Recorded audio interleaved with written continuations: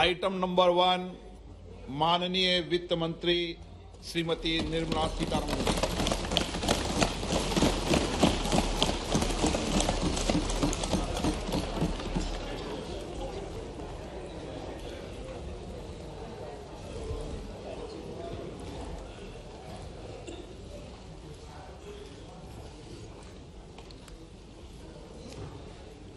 Honourable Speaker, I present the budget for 2023-2024.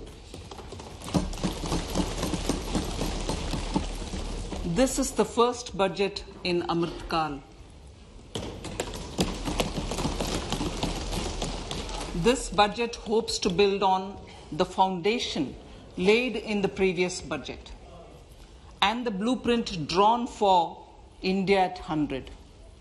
We envision a prosperous and inclusive India in which the fruits of development will reach all sections and citizens, especially our youth, women, farmers, OBCs, scheduled castes and scheduled tribes. In the 75th year of our independence, the world has recognized the Indian economy as a bright star. Our current year's economic growth is estimated to be at 7%. It is notable that this is the highest among all the major economies. This is in spite of the massive slowdown globally caused by COVID-19 and the war. The Indian economy is therefore on the right track and despite a time of challenges, heading towards a bright future. Today, as Indians stand with their head held high and the world appreciates India's achievements and successes, we are sure that elders who had fought for India's independence will, with joy, bless us in our endeavours going forward as well.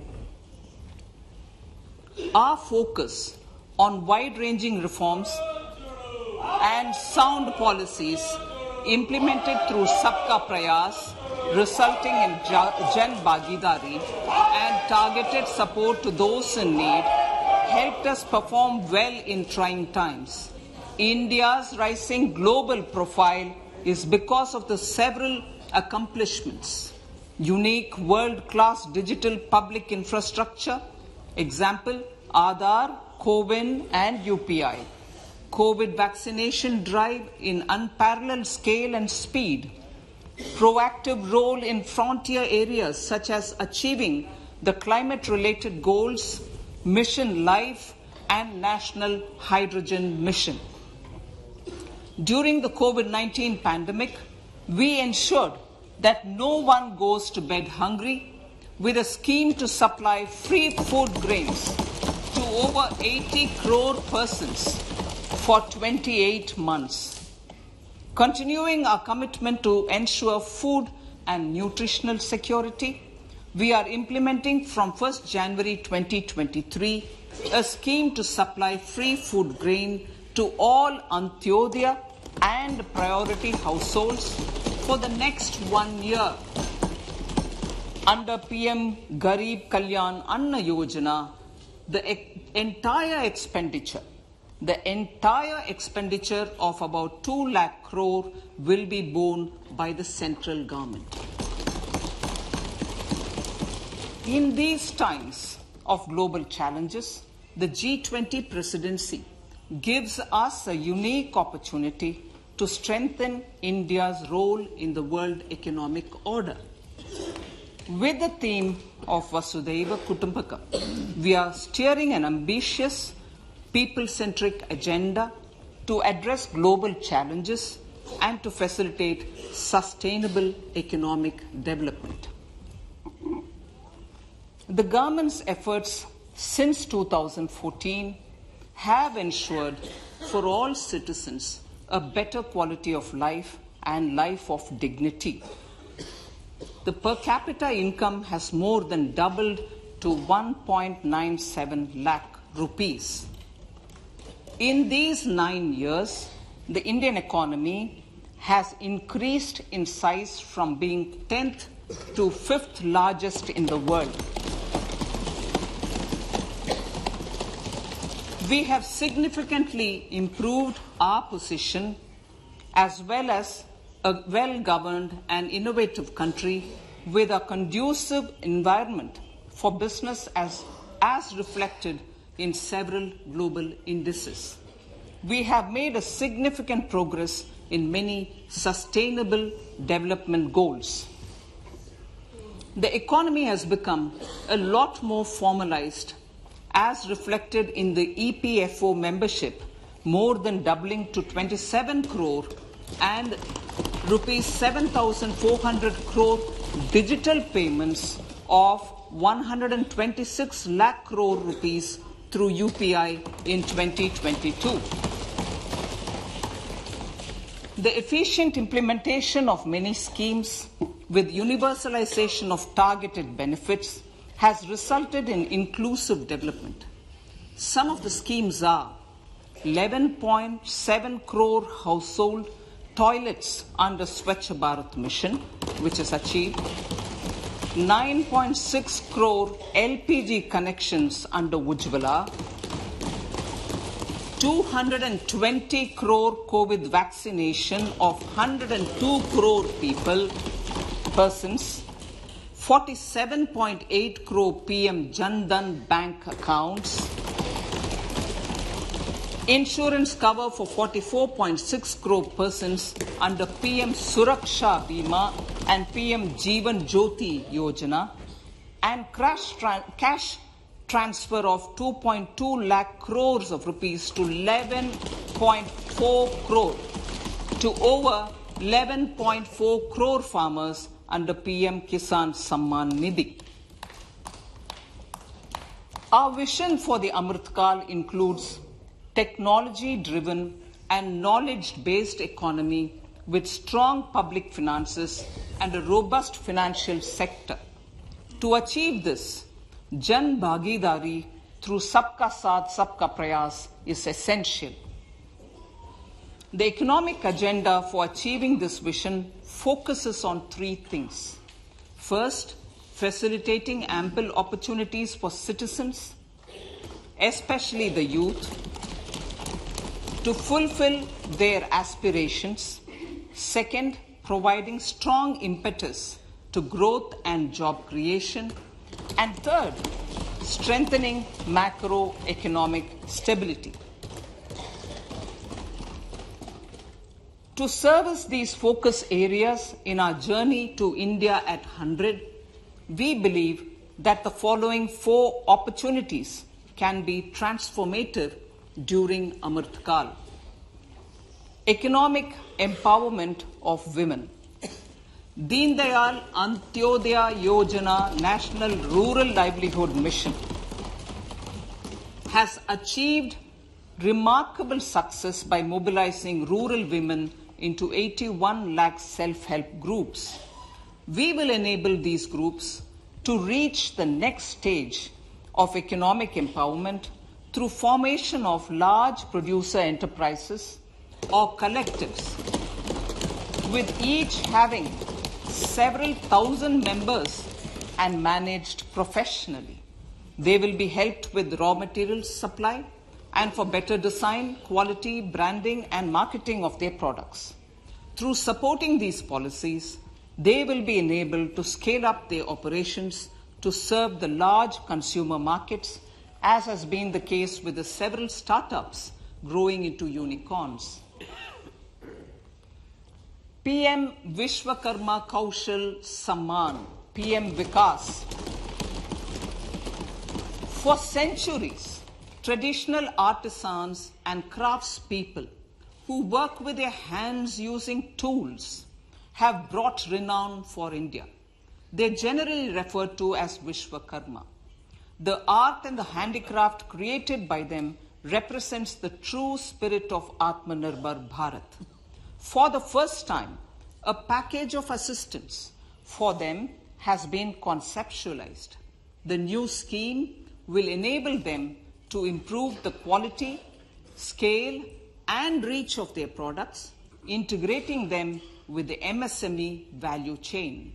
The components of the scheme will include not only financial support, but also access to advanced skill training, knowledge of modern digital techniques, and efficient green technologies, brand promotion, linkage with local and global markets, digital payments, and social security.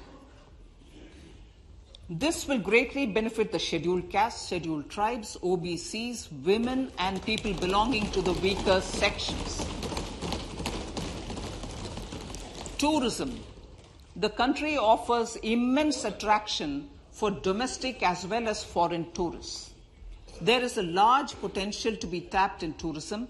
The sector holds huge opportunities for jobs and entrepreneurship for youth in particular. Promotion of tourism will be taken up on mission mode with active participation of states, convergence of government programs, and public-private partnerships. Green growth. We are implementing many programs for green fuel, green energy, green farming, green mobility, green buildings, and green equipment, and policies for efficient use of energy across various economic sectors. These green growth efforts help in reducing carbon intensity of the economy and provides for large-scale green job opportunities.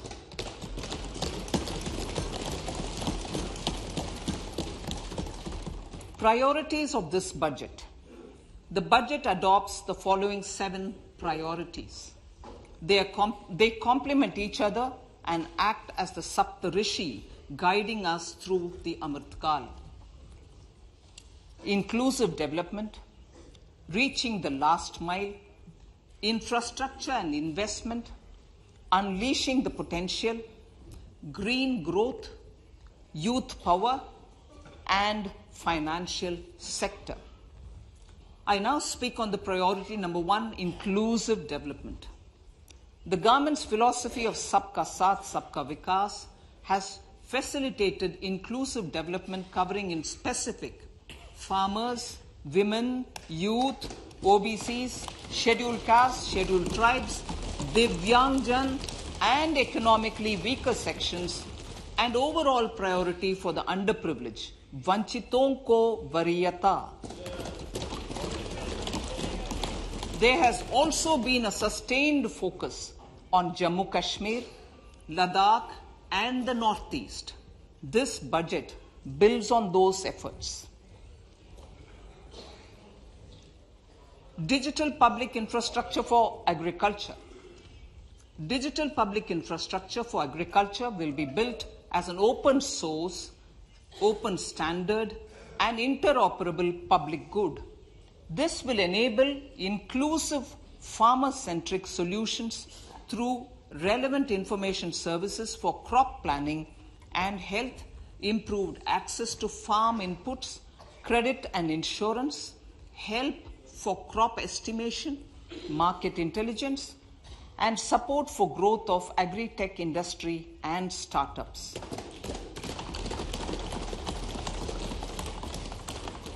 An agriculture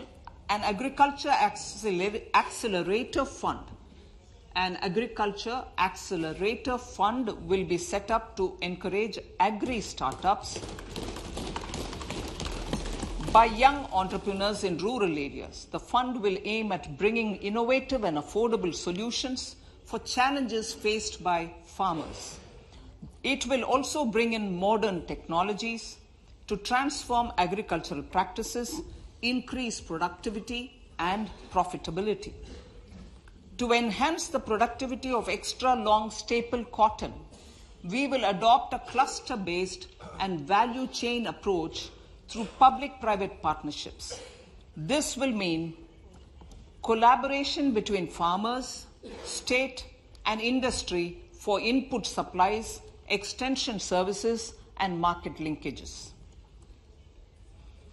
We will launch an Atmanirbhar Clean Plant program to boost availability of disease-free, quality planting material for high-value horticultural crops at an outlay of 2,200 crores.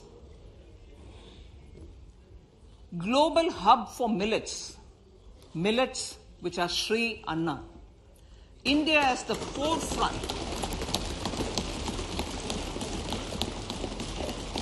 India is at the forefront of popularizing millets, whose consumption furthers nutrition, food security, and welfare of farmers, said the Honorable Prime Minister.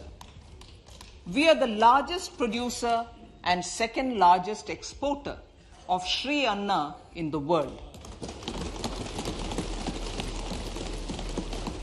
We grow several types of Sri Anna, such as Sri Anna Jowar, Sri Anna Ragi, Sri Anna Bajra, Sri Anna Kutu, Ramdana, Kangni, Kutni, Kutki, Kodo, China, and Sama.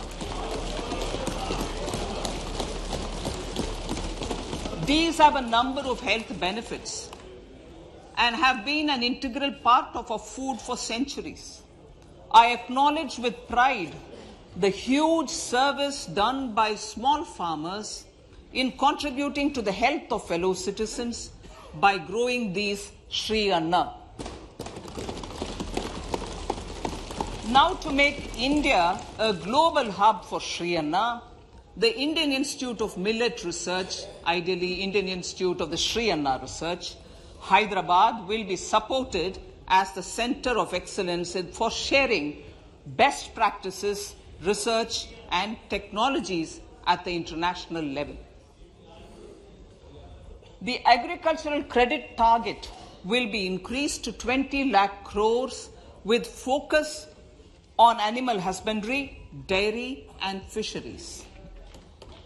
We will launch a new sub-scheme of PM Matsya Sampada Yojana, which is an existing scheme, but we'll launch a new sub-scheme with targeted investment of 6,000 crores to further enable activities of fishermen, fish vendors, and micro and small entrepreneurs, improve value chain efficiencies, and expand the market. For farmers, especially small and marginal farmers and other marginalized sections, the government is promoting cooperative-based economic development model. A new Ministry of Cooperation was formed with a mandate to realize the vision of Sahakar Se Samriddhi. To realize this vision, the government has already initiated computerization of 63,000 primary agricultural credit societies with an investment of 2,516 crores. In consultation with all the stakeholders and the states, model bylaws for PACS were formulated, enabling them to become multi-purpose PACS. A national cooperative database is being prepared for countrywide mapping of cooperative societies. With this backdrop, we will implement a plan to set up massive decentralized storage capacity.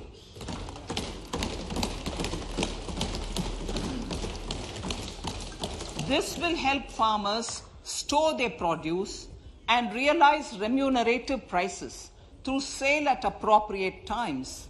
The government will also facilitate setting up of a large number of multi-purpose cooperative societies, primary fisheries societies, and dairy cooperative societies in uncovered panchayat and villages in the next 5 years.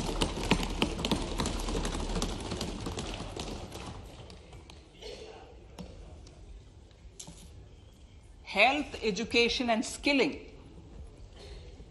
157 new nursing colleges will be established in co-location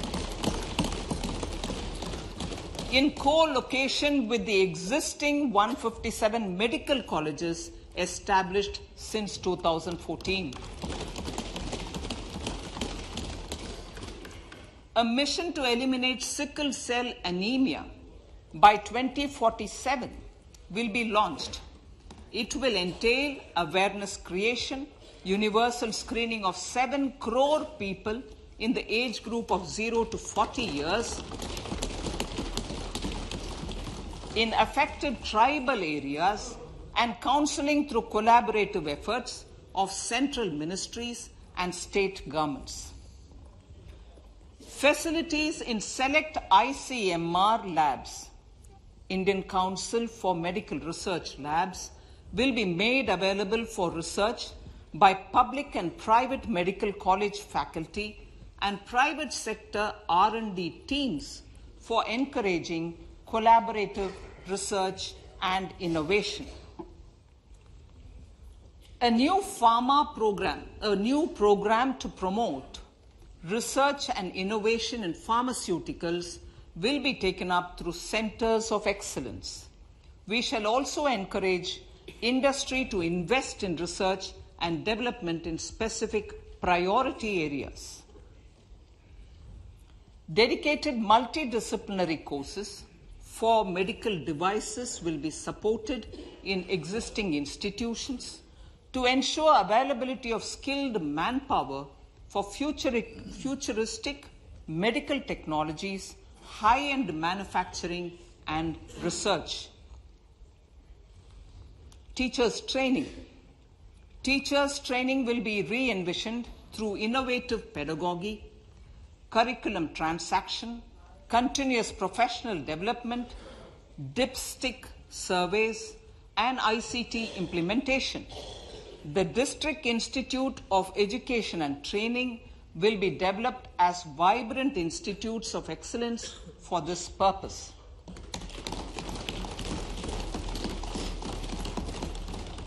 National Digital Library for Children and Adolescents. A National Digital Library for Children and Adolescents will be set up for facilitating availability of quality books across geographies, languages, genres, and levels, and device-agnostic accessibility. States will be encouraged to set up physical libraries for them at panchayat and ward levels and provide infrastructure for accessing the national digital library resources.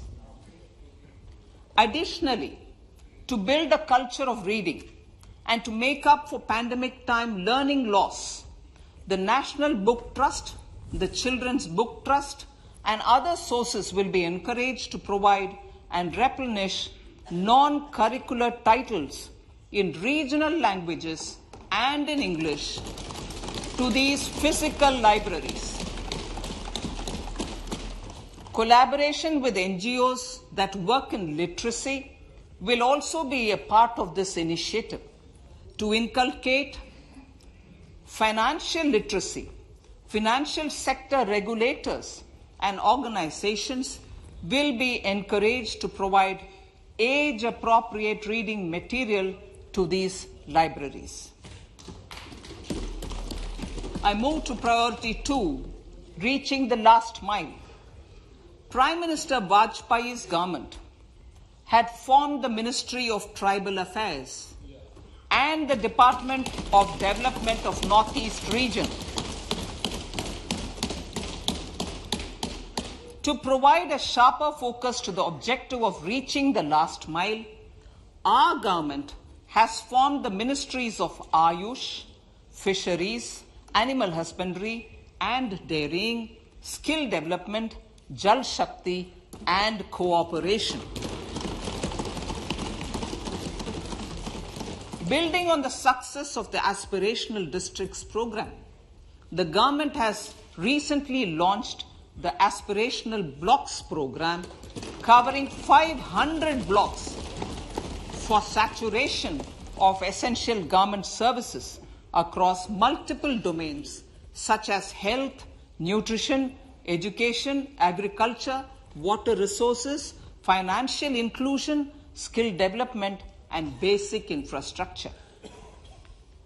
Manya Speaker, Sir, Pradhan Mantri PVTG, which is Primitive Vulnerable Tribal Groups, development mission is being launched.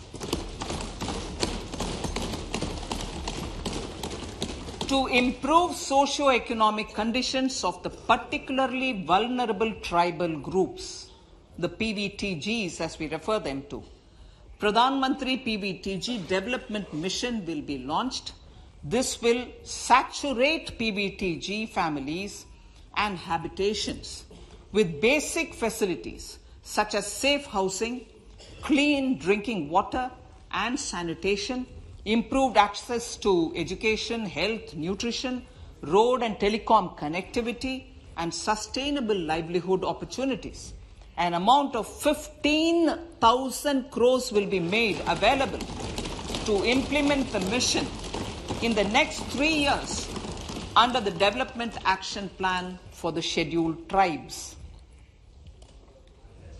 Ekalavya Model Residential Schools.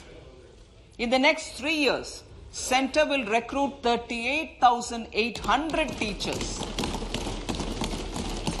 and support staff for the 740 Ekalavya Model Residential Schools, which is serving 3.5 lakh tribal students.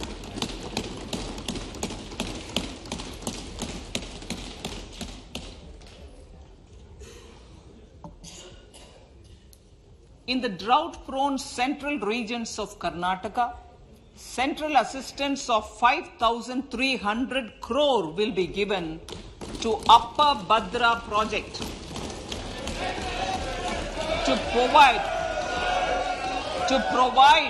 sustainable micro irrigation and filling up of surface tanks for drinking water. PM Awas Yojana. The outlay for PM Awas Yojana is being enhanced by 66% to over 79,000 crores. Bharat Shared Repository of Inscriptions will be set up in a digital epigraphy museum with digitization of 1 lakh ancient inscriptions in the first stage. Support for poor prisoners. For poor persons who are in prisons and unable to afford the penalty or the bail amount, required financial support will be provided. Priority number 3, infrastructure and investment. Investments in infrastructure and productive capacity have a large multiplier impact on growth and employment. After the subdued period of the pandemic, private investments are growing again. The budget takes the lead once again to ramp up the virtuous cycle of investment and job creation. Honorable Speaker, sir, the capital investment outlay is being increased steeply for the 3rd year in a row by 33% to 10 lakh crores, which would be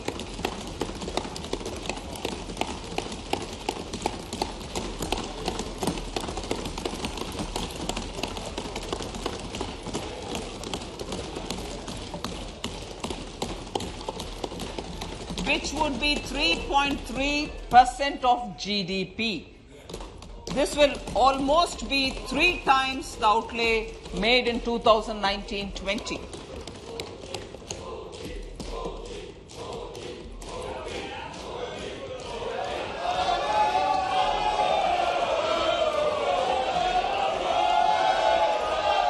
This substantial increase in recent years is central to the government's efforts to enhance growth potential and job creation, crowd in private investments, and provide a cushion against global headwinds.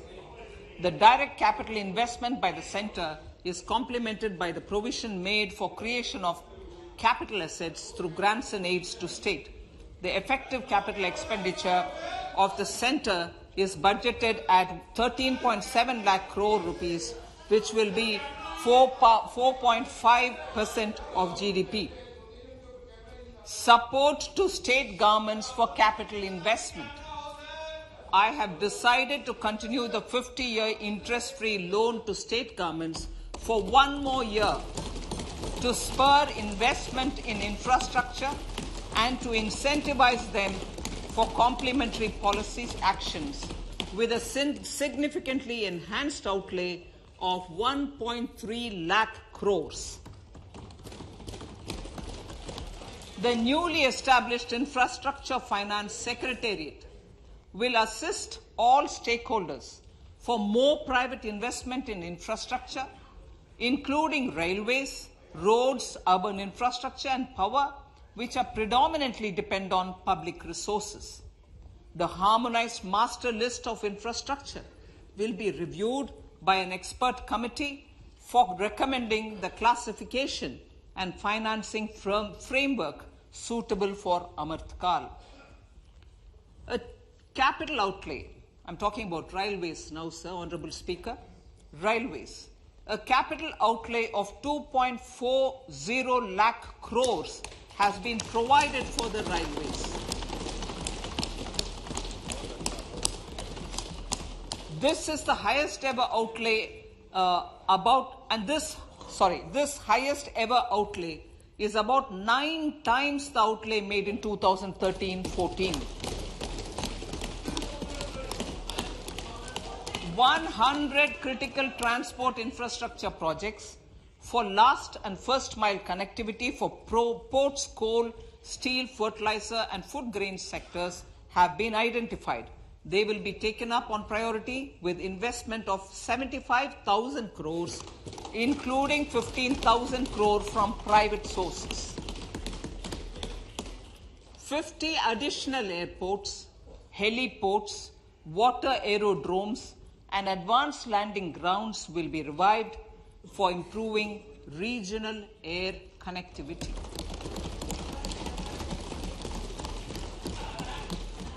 Sustainable cities for tomorrow.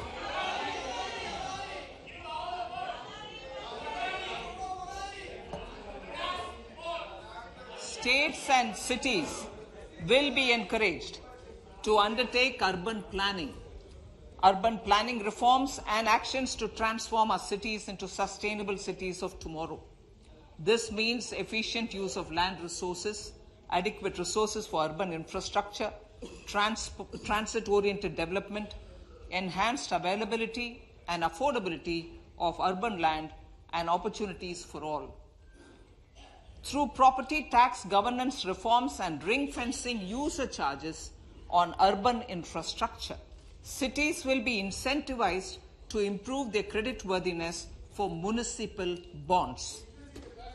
Like the RIDF, an Urban Infrastructure Development Fund will be established through use of priority sector lending shortfall. This will be managed by the National Housing Bank and will be used by public agencies to create urban infrastructure in Tier 2 and Tier 3 cities. States will be encouraged to leverage resources from the grants of the 15th Finance Commission as well as existing schemes to adopt appropriate user charges while accessing the UIDF. We expect to make available 10,000 crore rupees per annum for this purpose. All cities and towns will be enabled for 100% mechanical desludging of septic tanks and sewers to transition from manhole to machine hole mode.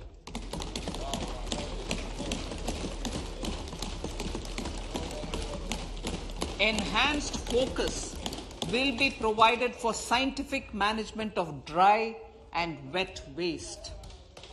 Honorable Speaker, sir, our Prime Minister had said, good governance is the key to a nation's progress. Our government is committed to providing a transparent and accountable administration which works for the betterment and welfare of common citizens. Mission Karma Yogi. Under Mission Karma Yogi, Center, states, and the union territories are making and implementing capacity building plans for civil servants. The government has also launched an integrated online training platform, I Got Karma Yogi, to provide continuous learning opportunities for lakhs of government employees to upgrade their skills and facilitate people-centric approach. Sir, for enhancing ease of doing business, more than 39,000 compliances have been reduced, and more than 3,400 legal provisions have been decriminalized. For furthering the trust-based governance, we have introduced the Jan Vishwas Bill to amend 42 central acts. This budget proposes a series of measures to unleash the potential of our economy. Centers of Excellence for Artificial Intelligence. For realizing the vision of Make AI in India and Make AI Work for India, 3 Centers of Excellence for Artificial Intelligence will be set up in top educational institutions.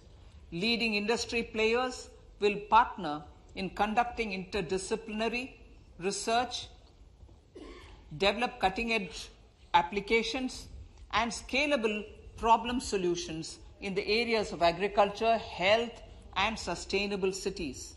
This will galvanize an effective AI ecosystem and nurture quality human resources in the field. National Data Governance Policy. To unleash innovation and research by startups and academia, a national data governance policy will be brought out. This will enable access to anonymized data.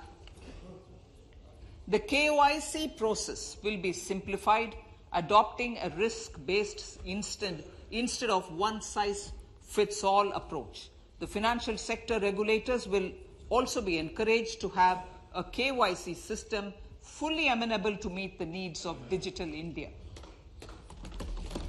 One-stop solution for identity and address updating. A one-stop solution for reconciliation and updating of identity and address of individuals maintained by various government agencies, regulators, and regulated entities will be established using DigiLocker service and Aadhaar as foundational identity. Speaker, sir, common business identifier.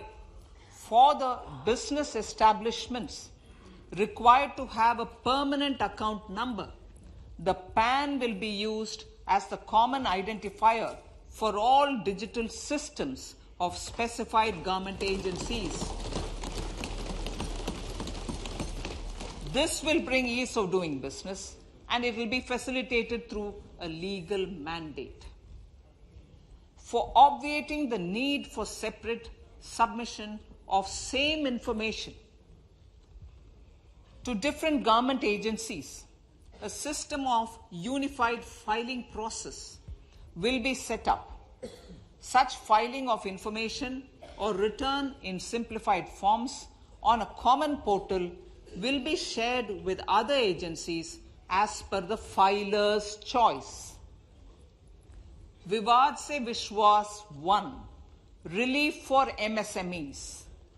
In cases of failure by MSMEs to execute contracts during the COVID period, 95% of the forfeited amount relating to the bid or performance security will be returned to them by government and government undertakings.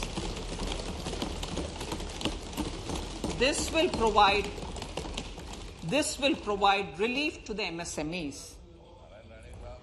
Vivad Se Vishwas 2. Settling contractual disputes. To settle contractual disputes of government and government undertakings, wherein arbitral award is under challenge in a court, a voluntary settlement scheme with standardized terms will be introduced. This will be done by offering graded settlement terms depending on pendency level of the dispute. The state support mission of Niti Aayog will be continued for 3 years for our collective efforts towards national priorities. Result-based financing. To better allocate scarce resources for competing development needs, the financing of select schemes will be changed on a pilot basis from input-based to result-based. E-courts. For efficient administration of justice, Phase 3 of the e-courts project will be launched with an outlay of 7,000 crores.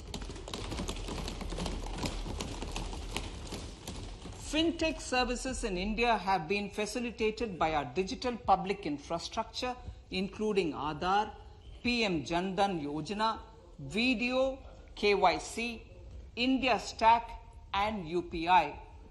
To enable more fintech innovative services, the scope of documents available in DigiLocker for individuals will be expanded. An entity DigiLocker will be set up for the use by MSMEs, large businesses, and also charitable trusts. This will be towards storing and sharing documents online securely whenever needed with various authorities, regulators, banks, and other business entities. 5G services. 100 labs for developing applications using 5G services will be set up in engineering institutions.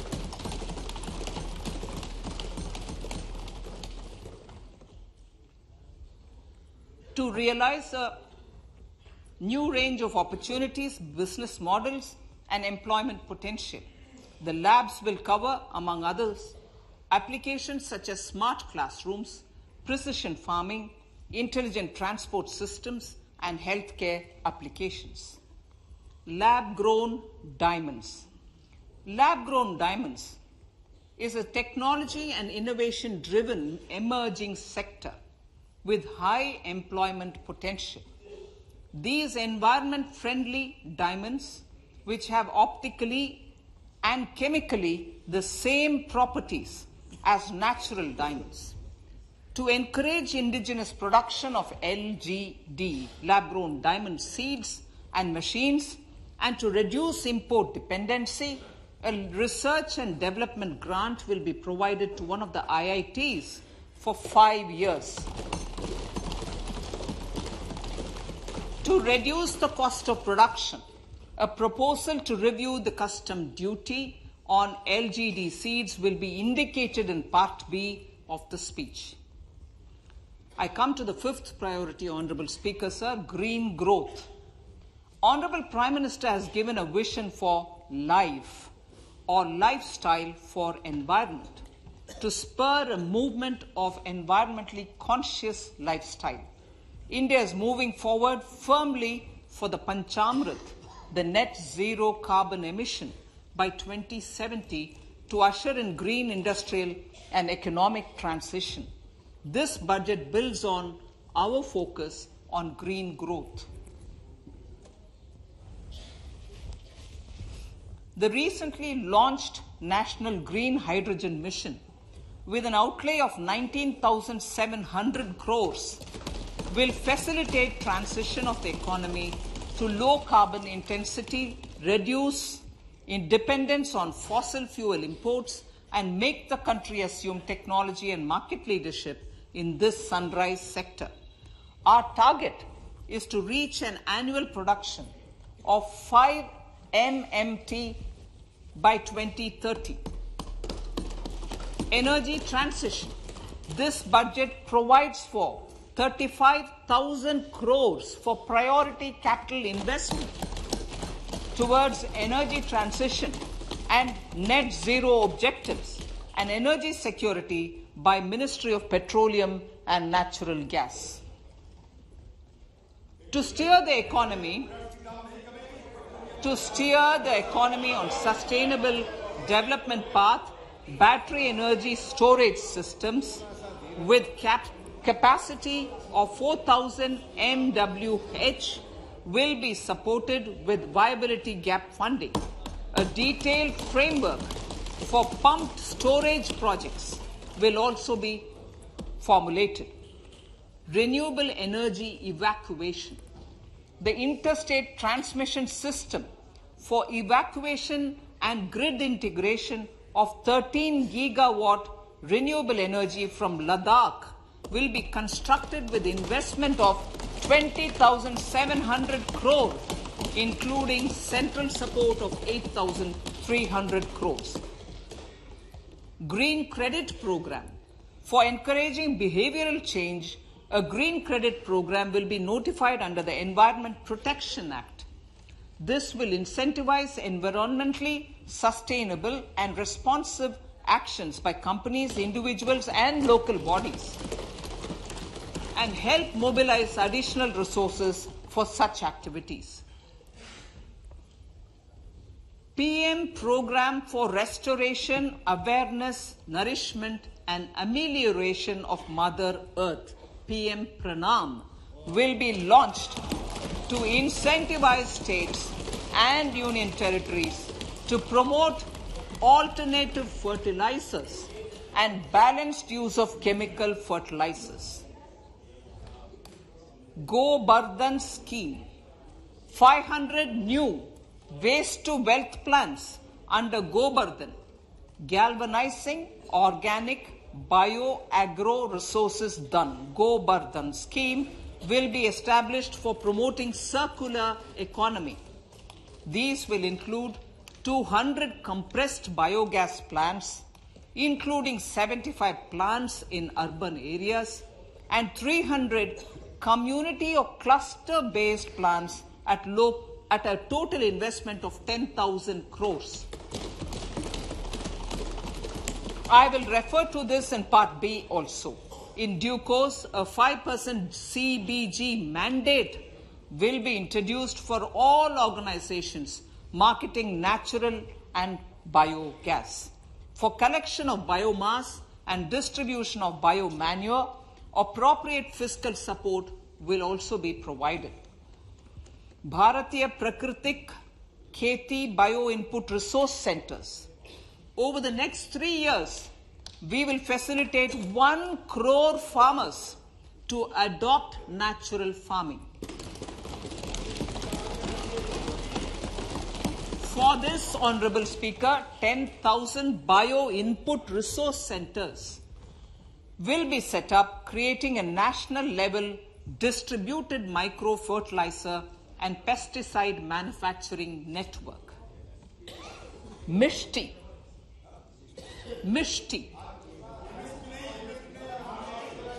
Building on India's success in afforestation, mangrove initiative for shoreline habitats and tangible incomes, Mishti, will be taken up for mangrove plantation along the coastline and on salt pan lands wherever feasible through convergence between Manrega, Campa, Fund and other sources. Amrit Dharohar. Wetlands are vital ecosystems which sustain biological diversity.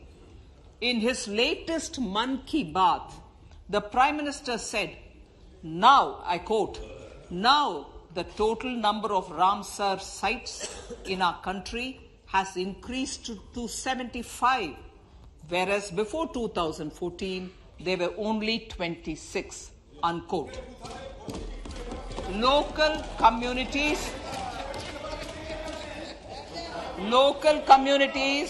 have always been at the forefront of conservation efforts. The government will promote their unique conservation values through Amrit Dharohar, a scheme that will be implemented over the next 3 years to encourage optimal use of wetlands and enhance biodiversity, carbon stock, ecotourism opportunities, and income generation for local communities. Coastal shipping. Coastal shipping will be promoted as the energy efficient and lower cost mode of transport, both for passengers and freight, through PPP mode with viability gap funding. Vehicle replacement. Vehicle replacement is an important continuing policy, replacing the old political,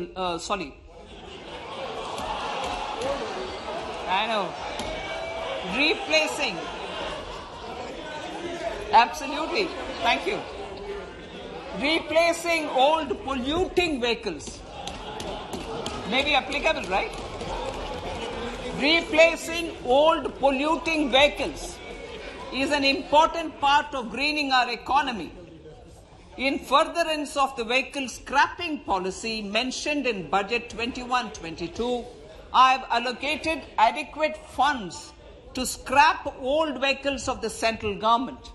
States will also be supported in replacing old vehicles and old state ambulances. Honorable Speaker, sir, I move to priority 6, youth power. To empower our youth and help the Amrit PD realize their dreams, we have formulated the National Education Policy, which is very wide in its scope, but one of the things is also to focus on skilling, adopted economic policies that facilitate job creation at scale and have supported business opportunities. Pradhan Mantri Kaushal Vikas Yojana. Pradhan Mantri Kaushal Vikas Yojana 4.0 will be launched to skill lakhs of youth within the next 3 years. On-job training, industry partnership, and alignment of courses with needs of industry will be emphasized. The scheme will also cover new age courses for Industry 4.0 like coding, AI, robotics, mechatronics, IoT, 3D printing, drones, and other soft skills. To skill youth for international opportunities, 30 Skill India International Centers will be set up across different states.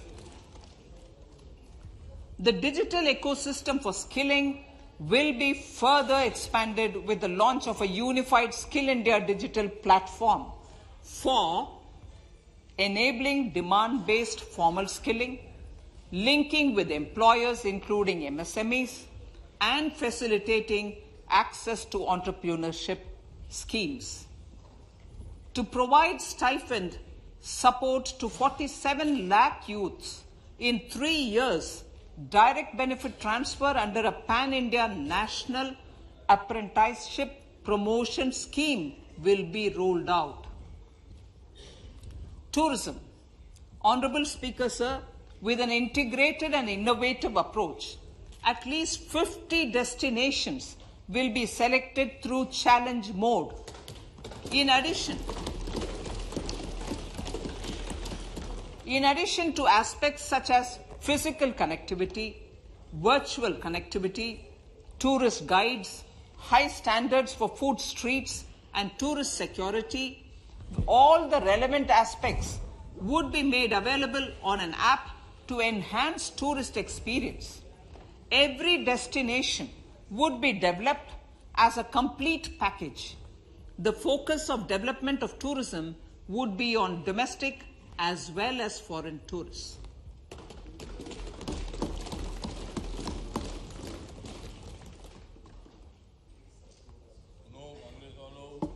Sector-specific skilling and entrepreneurship development will be dovetailed to achieve the objectives of Dekho Apna Desh initiative. This was launched as an appeal by the Honorable Prime Minister to the middle class to prefer domestic tourism over international tourism. The integrated development of theme-based tourist circuits, the Swadesh Darshan scheme, was also launched. Under the Vibrant Villages program, tourism infrastructure and amenities will be facilitated in border villages. Unity Mall. States will be encouraged to set up a Unity Mall in their state capital or most prominent tourism center or the financial capital for promotion and sale of their one district, one product and GI products and other handicraft products, and for providing space for such products of all other states as well. Sir, priority number 7, financial sector. Our reforms in the financial sector and innovative use of technology have led to financial inclusion at scale, better and faster service delivery, ease of access to credit, and participation in financial markets. This budget proposes to further these measures. Credit guarantee for MSMEs. Last year, I proposed revamping of the credit guarantee scheme for the MSMEs. I am happy to announce that the revamped scheme will take effect from 1st April 2023 through infusion of 9,000 crores in the corpus. This will enable additional collateral-free guaranteed credit of 2 lakh crores of rupees. Further, the cost of credit will be reduced by about 1%. A national financial information registry will be set up to serve as a central repository of financial and ancillary information. This will facilitate efficient flow of credit, promote financial inclusion, and foster financial stability. A new legislative framework will govern this credit public infrastructure and will be designed in consultation with the RBI. To meet the needs of Amritkal and to facilitate optimum regulation in the financial sector, public consultation, as necessary and feasible, will be brought to the process of regulation making and issuing subsidiary directions. To simplify, to ease, and to reduce cost of compliance, financial sector regulators will be requested to carry out a comprehensive review of existing regulations. For this, they will consider suggestions from public and regulated entities. Time limits to decide the application under various regulations will also be laid down. Honorable Speaker, sir, to enhance business activities in GIFT IFSC, the following measures will be taken. Delegating powers under the SEZ Act to the IFSCA to avoid dual regulation. Setting up a single window IT system for registration and approval of IFSCA, SEZ authorities, GSTN, RBI, SEBI, and IRDAI. Permitting acquisition financing by IFSC banking units of foreign banks. Establishing a subsidiary of Exim Bank for trade refinancing. Amending IFSCA Act for statutory provisions for arbitration, ancillary services, and avoiding dual regulation under the SEZ Act, and recognizing offshore derivative instruments as valid contracts. Honorable Speaker, sir, data embassy. For countries looking for digital continuity solutions, we will facilitate setting up of their data embassies in GIFT IFSC.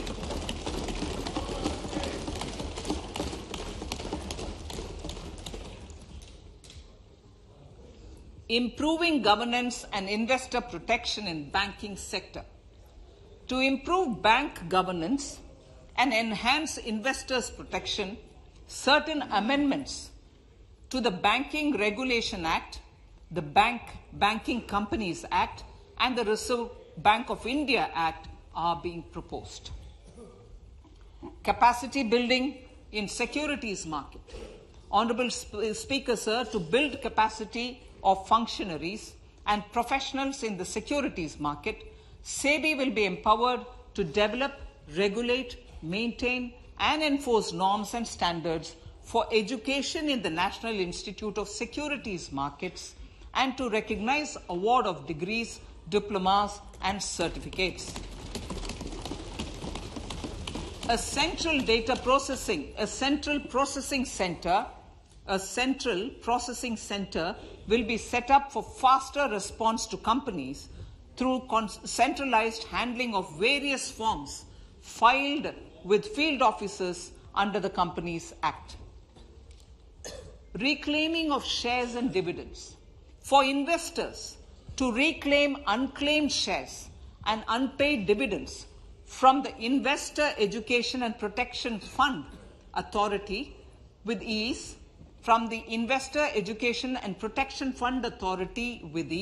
an integrated IT portal will be established. Digital payments continue to find wide acceptance. In 2022, they show an increase of 76% in transaction and 91% in value. Fiscal support for this digital public infrastructure will continue in 2023-2024. Azadi Ka Amrit Mahotsav, Mahila Samman Bachat Patra. For commemorating Azadi Ka Amrit Mahotsav, a one-time new small savings scheme, Mahila Samman Savings Patra or Savings Certificate, Mahila Samman Savings Certificate will be made available for a 2-year period up to March 2025. This will offer deposit facility up to 2 lakh in the name of a woman or girls for a tenure of 2 years at fixed interest rate of 7.5% with partial withdrawal option. Senior citizens. The maximum deposit limit for senior citizens savings scheme will be enhanced from 15 lakh to 30 lakhs of rupees. The maximum deposit limit for monthly income account scheme will be enhanced from 4.5 lakh to 9 lakh for single account and from 9 lakh to 15 lakh for joint account. Honorable Speaker, sir, fiscal management. 50 years interest-free loan to states. The entire 50-year loan to states has to be spent on capital expenditure within 2023-24. Most of this will be at the discretion of the states, but a part will be conditional on states increasing their actual capital expenditure. Parts of the outlay will also be linked to or allocated for the following purposes: scrapping old government vehicles, urban planning reforms and actions, financing reforms in urban local bodies to make them creditworthy for municipal bonds, housing for police personnel above or as part of the police station, constructing unity malls, children and adolescent libraries and digital infrastructure, and state share of capital expenditure of central schemes. Honorable Speaker, sir, fiscal deficit of states. States will be allowed a fiscal deficit of 3.5% of GSDP, of which 0.5% will be tied to power sector reforms. Revised estimates 2022 to 2023. The revised estimate, Honorable Speaker, sir, of the total receipts other than borrowing is 24.3 lakh crores, of which the net tax receipts are 20.9 lakh crores. The revised estimate of the total expenditure is 41.9 lakh crores of rupees, of which the capital expenditure is about 7.3 lakh crores. The revised estimate of the fiscal deficit is 6.4% of GDP, adhering to the budget estimate. So budget estimates of 2023-24. Coming to 2023-24, the total receipts other than borrowings and the total expenditure are estimated at 27.2 lakh crores and 45 lakh crores respectively. The net tax receipts are estimated at 23.3 lakh crores. The fiscal deficit is estimated to be 5.9% of the GDP. In my budget speech for 21-22, I had announced that we plan to continue the path of fiscal consolidation, reaching a fiscal deficit of below 4.5% by 2025-26 with a fairly steady decline over the period. We have adhered to this path, and I reiterate my intention to bring the fiscal deficit below 4.5% of GDP by 2025-26. To finance the fiscal deficit in 2023-24, the net market borrowings from dated securities are estimated at 11.8 lakh crores. The balance financing is expected to come from small savings and other sources. The gross market borrowings are estimated at 15.43 lakh crores of rupees. Honorable Speaker, sir, I now move to Part B.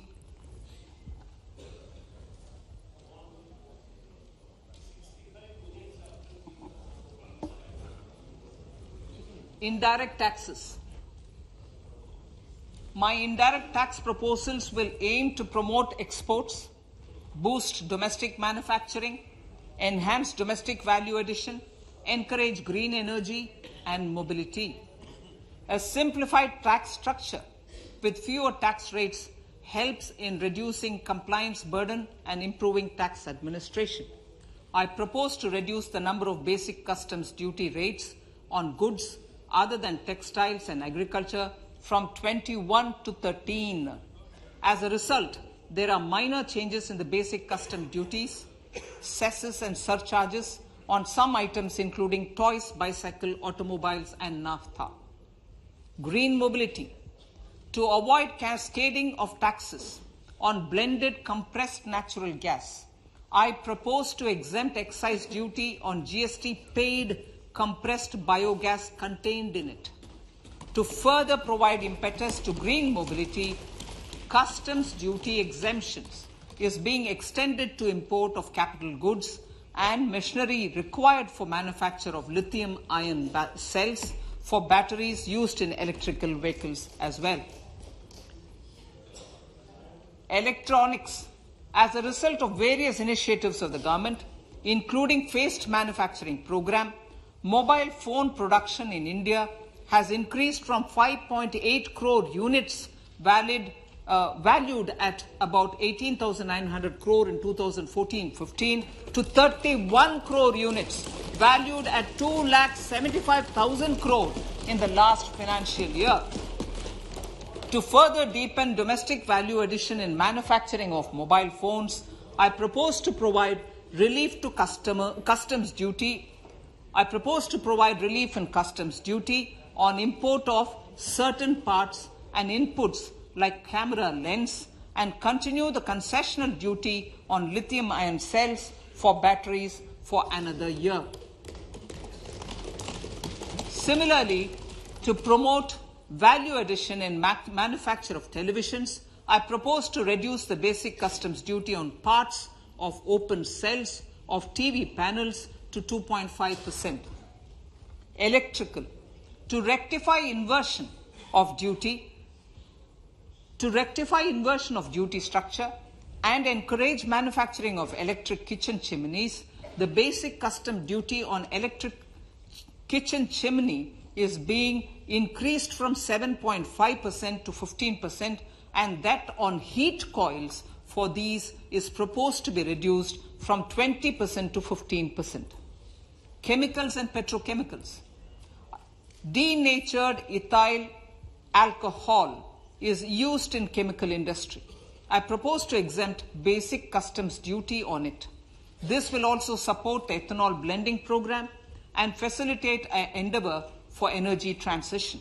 Basic customs duty is also being reduced on acid-grade fluorospar from 5% to 2.5% to make the domestic fluorochemicals industry competitive.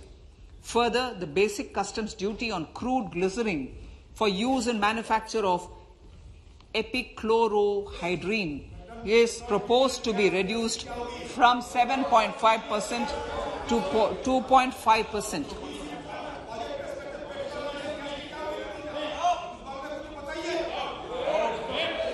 Marine products.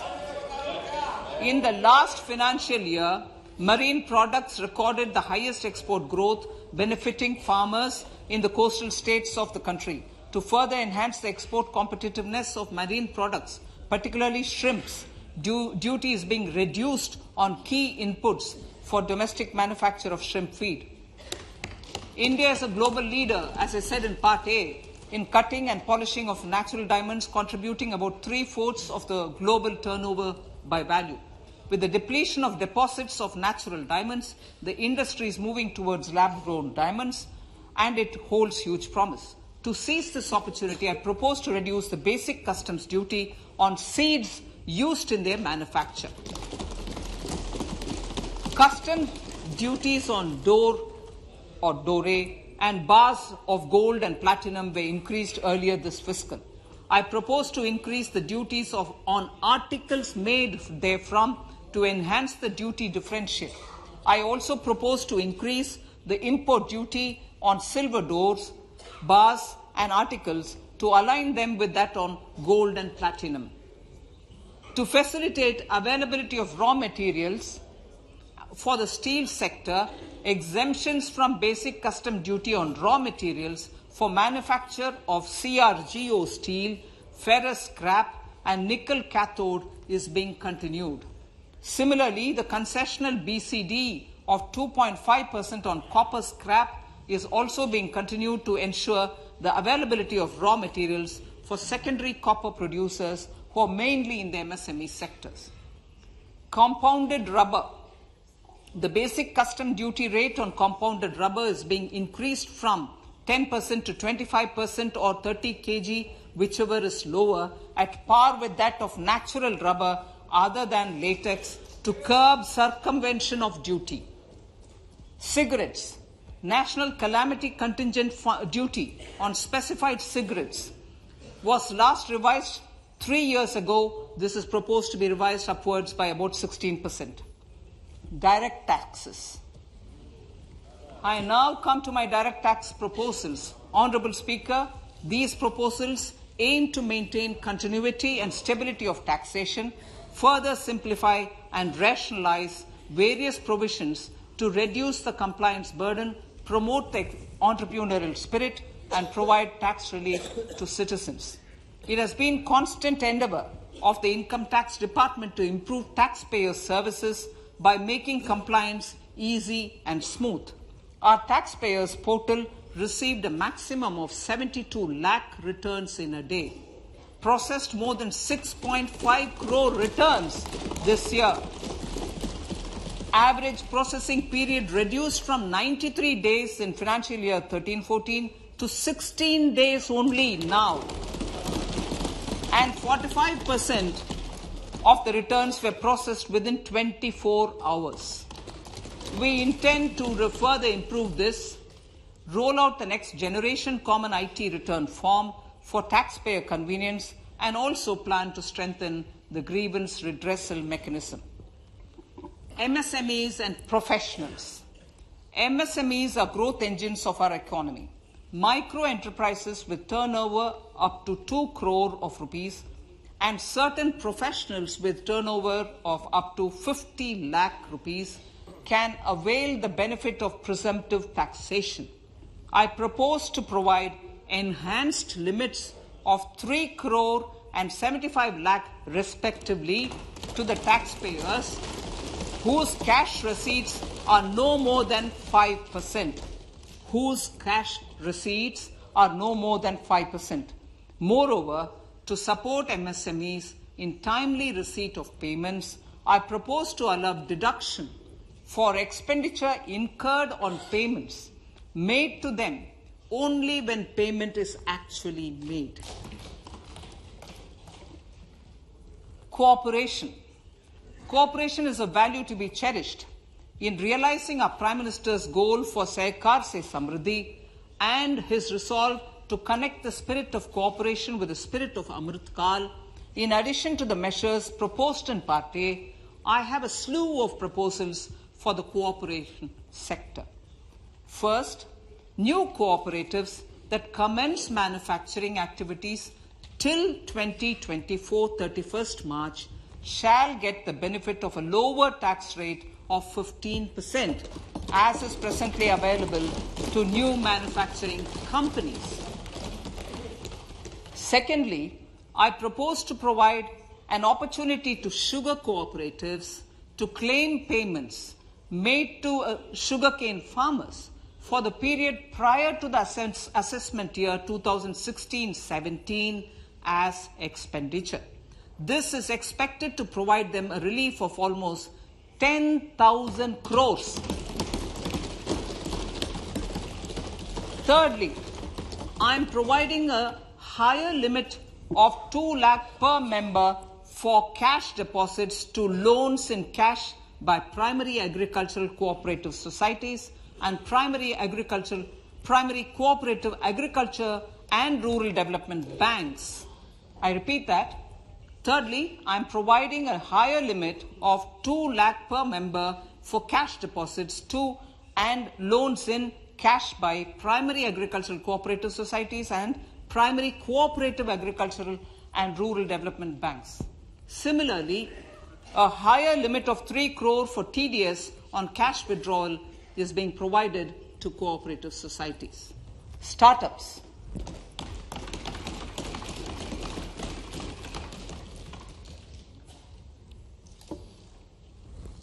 Entrepreneurship is vital for a country's economic development. We have taken a number of measures for startups and they have borne results. India is now the third largest ecosystem for startups globally and ranks second in innovation quality among middle-income countries. I propose to extend the date of incorporation for income tax benefits to startups from 31/3/2023 to 31/3/2024. I further propose to provide the benefit of carry forward of losses on change of shareholding of startups from 7 years of incorporation to 10 years.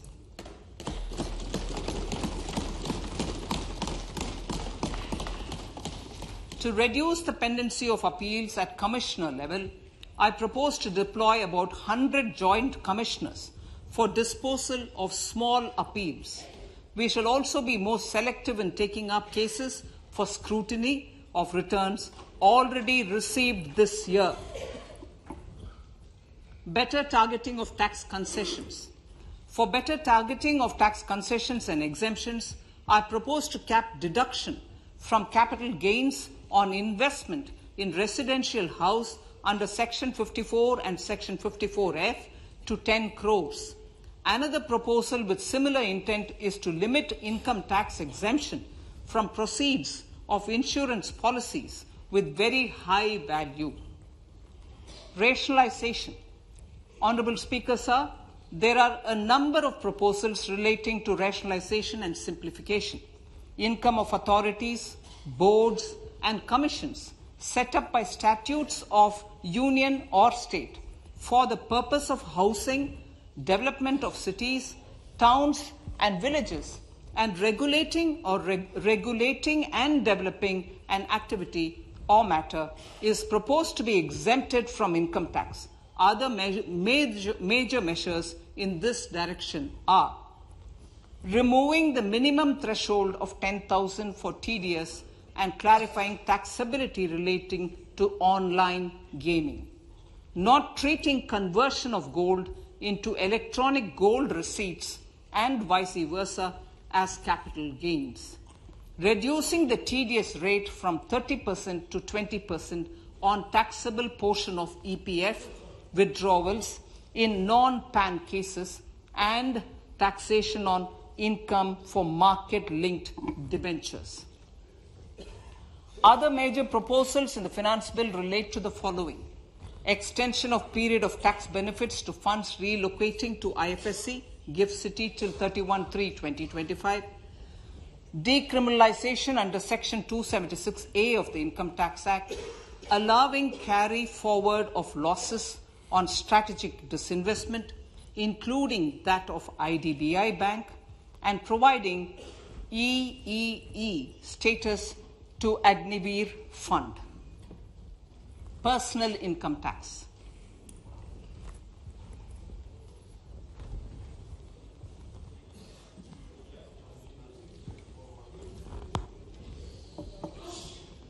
Now I come to what everyone is waiting for.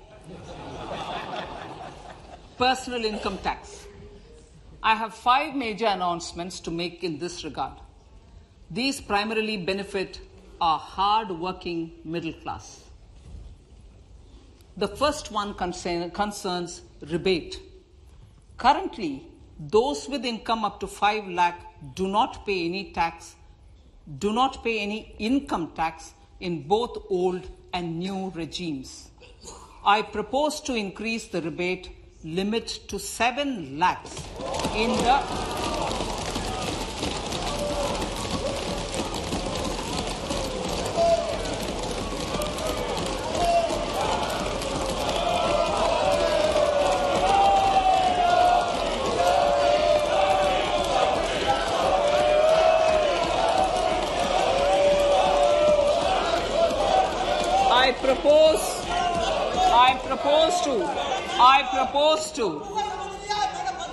I propose to increase the rebate limit to 7 lakh in the new tax regime. Thus, persons in the new tax regime with income up to 7 lakhs will not have to pay any tax at all. The second proposal relates to middle-class individuals. I had introduced in the year 2020 the new personal income tax regime with 6 income slabs starting from 2.5 lakh. I propose to change the tax structure in this regime by reducing the number of slabs to 5 and increasing the tax exemption limit to 3 lakhs.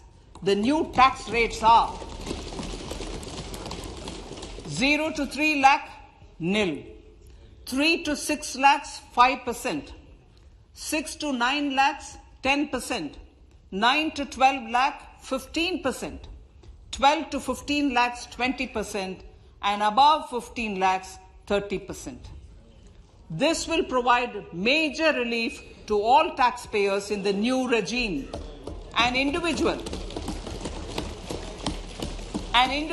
with an annual income of 9 lakhs will be required to pay only 45,000 rupees.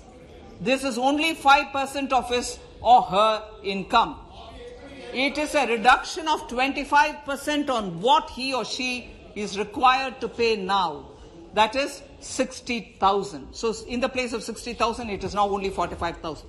Similarly, an individual with an income of 15 lakh rupees would be required to pay only 1.5 lakh or 10% of his income or her income, a reduction of 20% from the existing liability of 1,87,500 rupees. My third proposal is for the salaried class and the pensioners, including family pensioners, for whom I propose to extend the benefit of standard deduction to the new tax regime.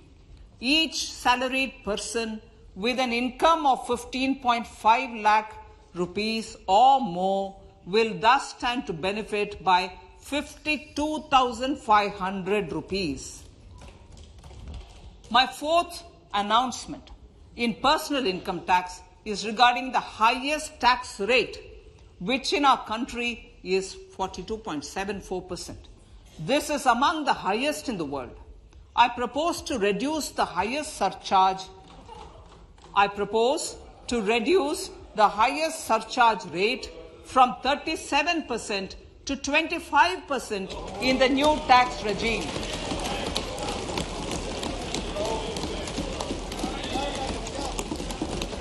This would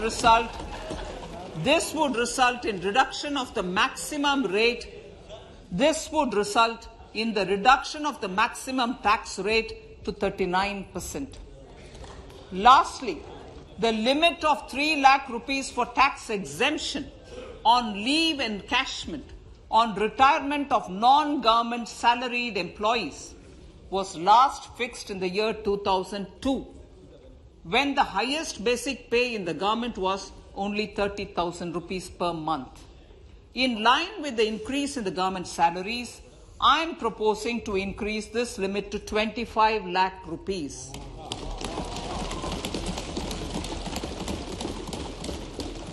We are also making the new income tax regime as the default tax regime.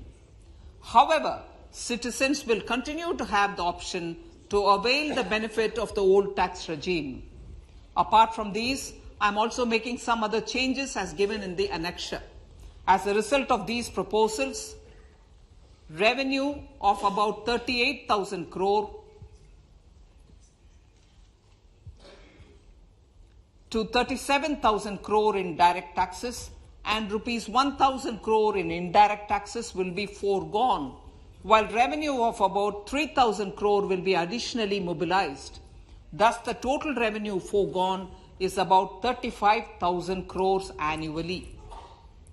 Honorable Speaker, sir, with these words, I commend the budget to this August House.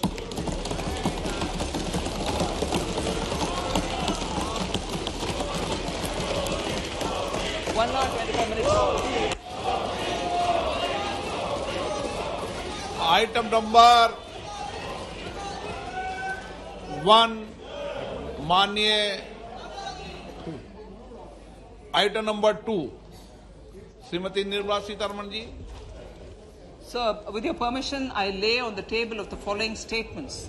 Under Section 3(1) of the Fiscal Responsibility Budget Management Act 2003, 1. Medium-term fiscal policy cum fiscal policy strategy statement and macroeconomic framework statement. माननीय सदस्यगण, जैसा कि आपको समाचार भाग 2 के माध्यम से पहले ही सूचित किया जा चुका है कि माननीय वित्त मंत्री जी के बजट भाषण की प्रतियां हार्ड कॉपी के रूप में उपलब्ध कराई गई है. आप बजट भाषण की अपनी अपनी प्रति प्रकाशन पलक से ले लें. आपको ये भी सूचित किया जाता है कि माननीय मंत्री द्वारा बजट प्रस्तुत किए जाने के पश्चात उसकी प्रतियां आपको मेंबर्स पोर्टल के माध्यम से उपलब्ध करा दी जाएगी. आइटम नंबर 3, माननीय मंत्री जी, वित्त मंत्री जी. Sir, with your permission, I rise to move for leave to introduce the Finance Bill 2023. प्रश्न ये कि विधेयक को पुनर्स्थापित करने की अनुमति प्रदान की जाए. जो सदस्य इसके पक्ष में हाँ कहें, जो सदस्य विरोध में ना कहें. मेरे विचार में निर्णय हाँ वालों के पक्ष में. माननीय मंत्री जी विधेयक को पुनर्स्थापित करें. Sir, I introduce the bill. सभा की कार्रवाई कल गुरुवार दिनांक 2 फरवरी 2023 को प्राप्त 11 बजे तक के लिए स्थगित की जाती है.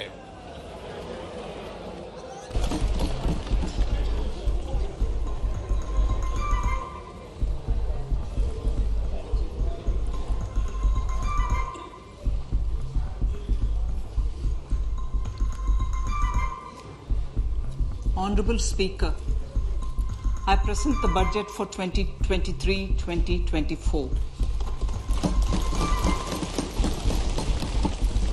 This is the first budget in Amrit Kal. This budget hopes to build on the foundation laid in the previous budget and the blueprint drawn for India at 100. We envision a prosperous and inclusive India in which the fruits of development will reach all sections and citizens, especially our youth, women,